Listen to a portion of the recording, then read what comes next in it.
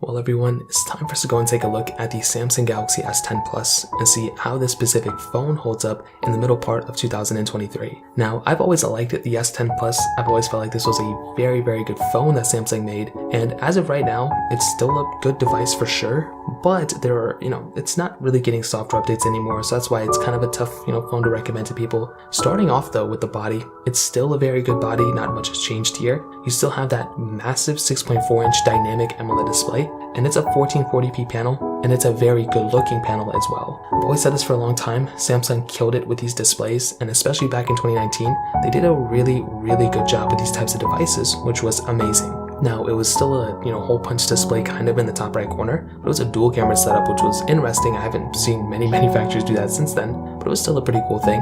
On the bottom, you had a USB-C port, a headphone jack, and you were also getting a microSD card slot, which is crazy. Having that type of I/O on this type of device is really cool, and I was so happy to see this kind of stuff on this iPhone because it's just such a cool thing for sure. So personally for me, that kind of stuff stands out, and it's just crazy that this phone had that type of capability back then in 2019. Now we're also getting the glass back, which still feels and looks very good, triple camera setup, wireless charging, and reverse wireless charging. If I even just tell you that now, like just the basic specs of this phone, you would still think this is a phone from like 2023. Like, it's crazy how futuristic this phone was back in 2019. It still looks very good, and I still think this is a very well built phone for being over 4 years old as of this point. Now this thing, like I said, triple camera setup on the back, a wide telephoto and ultra wide camera, and on the front you were getting two wide angle cameras, which is pretty wild. So you were getting 4K at 60 on the back, and you were getting 4K at 60 on the front as well. So this is some really good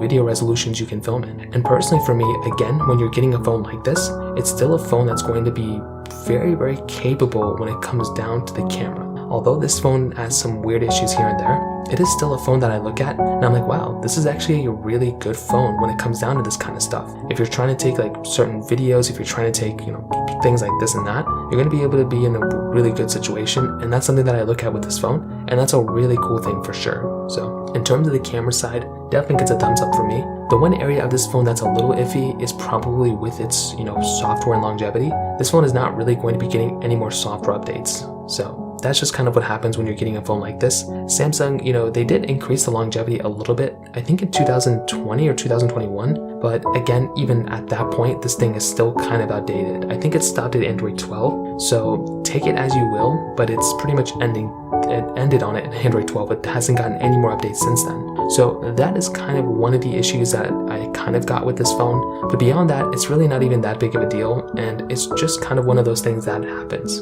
When you get a phone like a Galaxy S10 now, or S10 Plus, you're getting a phone that's outdated with software, and that's not something I'd recommend doing. So unless you're using this phone as like a side phone or not your main one, there's not a point in buying it, to be honest. You're better off buying an S20 or S21. Performance-wise, now that Snapdragon 855 chipset with 6 gigs of RAM on the base model, and it did go up to 12 gigs of RAM, which is crazy. And I would still say the performance is actually pretty decent. For all of the S10s that I own, even the S10e, the performance is actually pretty good. But when it comes down to a phone like the S10 Plus, this one was the strongest one at that time. But even then, I don't know if this would be the phone that I would probably recommend people to buy anymore. Although the RAM, you can spec out the RAM a lot. That 855 chipset, although it's actually still kind of decent for its age, again, it's it's a much slower chipset compared to even the 888 chipset that came out in like 2021. So personally for me, that's like another one of those things to just kind of keep in mind in the back of your head. So to kind of sum it up, I definitely do think a phone like the S10 Plus is still a decent phone for what it is, but I just don't think it's a phone worth buying. I think it's a very historical phone, if that's the best word I want to use. I think it brought a lot to the table at that time. I just don't really think it's a phone I'd recommend people to buy anymore, if I'm being honest. So that kind of covers it up there. If you have any other thoughts or questions, let me know in the comment section below. Hit the like button, that means so much, but definitely hit that subscribe button. More importantly than everything else, I love every single one of you guys. Hopefully I'll catch you guys in the next video. Peace out till then.